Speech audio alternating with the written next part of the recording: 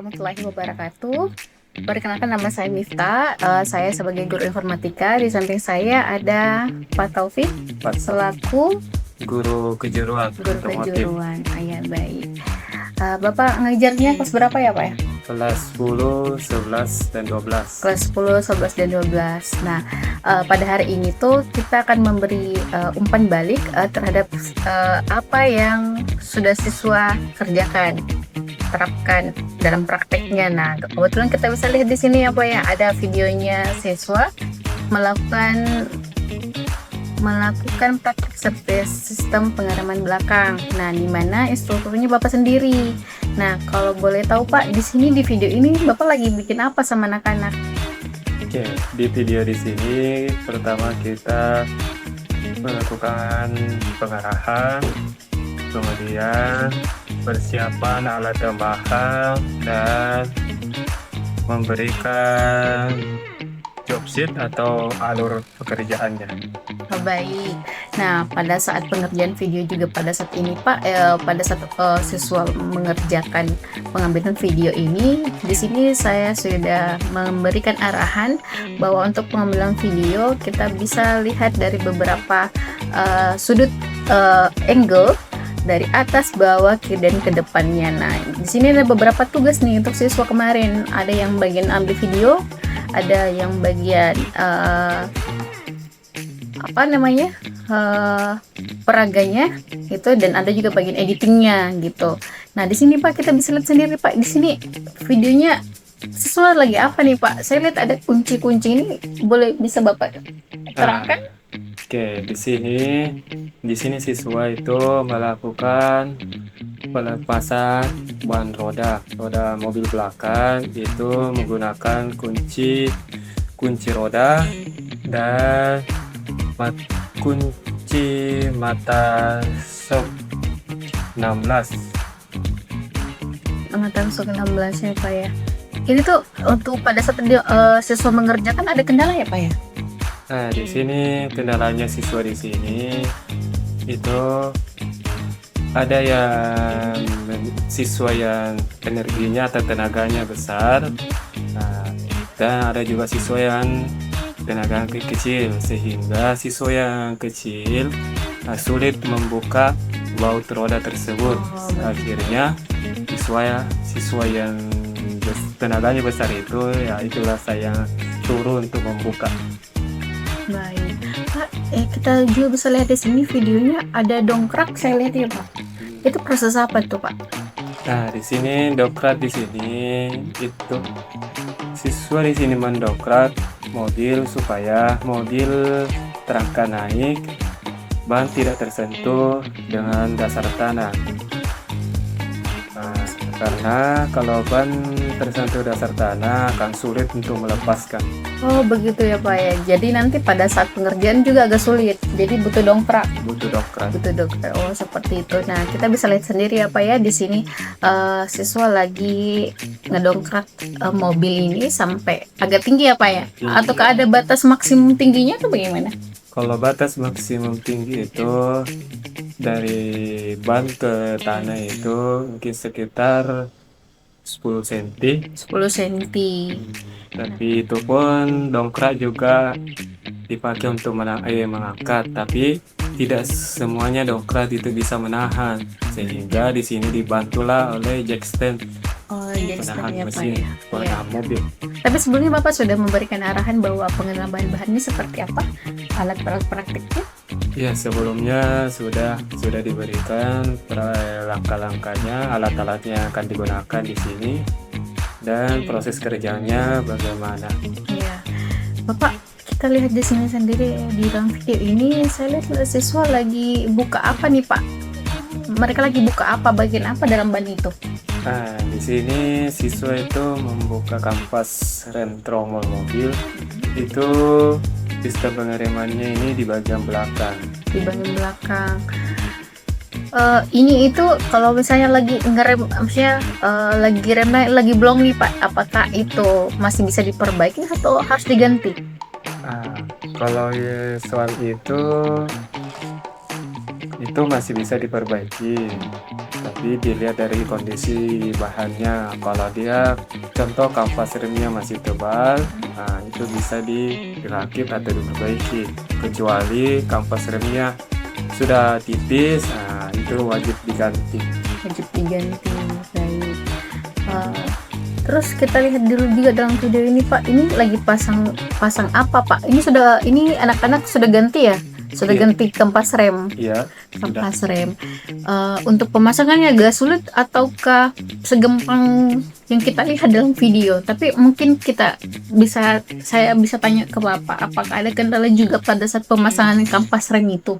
Nah, di sini pada saat memasang kampas rem itu ya agak sulit karena di sini terdapat bekas pengunci kampas rem tromol dan tali rem tangannya, sehingga siswa kadang kewalahan memasang. Ya, ya. Terus ini kenapa ada harus mengukur gitu loh Pak? Saya lihat di sini Pak. Itu Nah, seperti apa?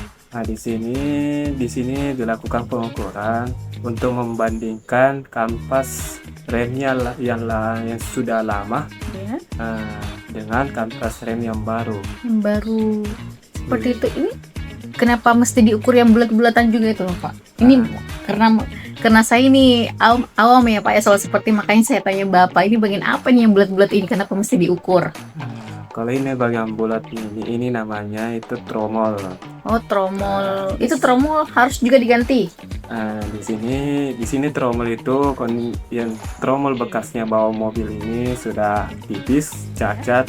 Makanya pemilik mobil ini meminta untuk mengganti agar sistem remnya itu berjalan dengan baik. Nah, di sini itu Pak ada pemasangan apa ya Pak ya? Kayak macam tadi kan ada kampas rem. Ini bagian apa Pak? Di sini itu pemasangan tuas rem tangan. Oh, begitu. Jadi ada kampas rem, ada tuas dan ada tromol. Iya. Seperti itu. Ini tuh dipasang di luar dulu baru nanti masukkan ke apa ya? Bagian mobil itu, yang bagian kampas itu. Oke, di sini prosesnya itu kan awalnya tuas rem tangannya itu dilepas di kampas rem bekasnya. Kemudian setelah dilepas, dipasanglah tuasnya itu ke kampas rem baru. Nah, karena sebelumnya kampas rem barunya ini tidak memiliki tuas, makanya dipindahkan. Oh, seperti itu. Itu kalau boleh tahu itu kan kalau kita lihat kalau kampas rem kan kayak besi apa ya? Kayak macam besi gitu. Apakah itu yang lama masih bisa kepake, dicuci dulu atau ya apa ini Pak? Kan itu ada masa ya Pak kalau besi. Ada masa kadang biasa berkarat atau apa gitu, penuh kotoran, apakah itu harus dibersihkan dulu ataukah langsung pasang aja? Soal itu di sini itu sebaiknya pada saat dibongkar itu wajibnya itu dibersihkan agar terhindar dari debu-debu, kotoran dan lain-lain, supaya besi yang ada di sistem pengereman ini itu terjaga, tidak berkarat.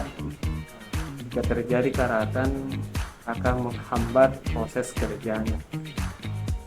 Seperti itu. Di sini di dalam video ini juga saya lihat anak-anak lagi lihat pemasangan kampas rem. Iya. Kampas rem. Tapi kalau Bapak lihat waktu anak-anak mengerjakan, mereka sudah tahu cara, kan tadi sudah tahu cara bukanya nih. Cara pasangnya apakah mereka sudah tahu, Pak? Sebagian di sini siswa itu ada yang sudah tahu dan ada yang masih dalam proses belajar. Jadi, siswa yang sudah tahu itu diminta untuk memberikan pelajaran atau pengarahan bagi teman yang belum tahu ya Pak ya. Ya, tadi kita juga bisa lihat yang video sebelumnya tuh ada ada bensin ya Pak. Ada bensin. Oh, jadi kalau misalnya tromolnya apa ini yang dibersihkan? Kampas remnya ya? Di sini yang dibersihkan itu cuma tromolnya Tromol. dengan tromolnya. Iya. Kenapa dibersihkan? Karena di situ terdapat banyak debu, kotoran. Ya, wajib melakukan pembersihan menggunakan bensin atau sabun cuci piring, sunlight atau segala macam berjenis sabun. Oh, pakai sabun cuci piring juga boleh. Boleh. Jadi bukan ini sabun cuci piring zaman sekarang bisa buat pembersihan itu juga, bukan cuma piring ya? Bukan. Bukan. Jadi bermanfaat sekali. Mungkin Kak, dari pihak Sunlight bisa endorse kami juga untuk sekolah kami lagi banyak pembersihan nih untuk alat-alat bengkel. Nah, di sini siswa lagi apa nih Pak? Lagi sementara memasang juga. Tapi kenapa masih banyak siswa-siswa di sini dalam video agak kesulitan pasangnya Pak? Nah, di sini Nah, di sini maaf Pak, saya potong ya, di sini juga lagi pasang tromol ya. tromol. Tromol. Tromol. Tromol. Itu agak berat atau ringan Pak? Atau sulit juga cara pasangnya? Kalau di sini tuh pada saat pemasangan tromol itu kampasnya itu di setel karena di situ juga terdapat sistem pengiriman dari tangannya. Jadi pada saat pemasangan tromol harus jarak antara kampas dengan tromol itu harus pas. Nah, jika tidak akan sulit pemasangan tromolnya. Nah, kalau sudah pas, mudah dan ringan.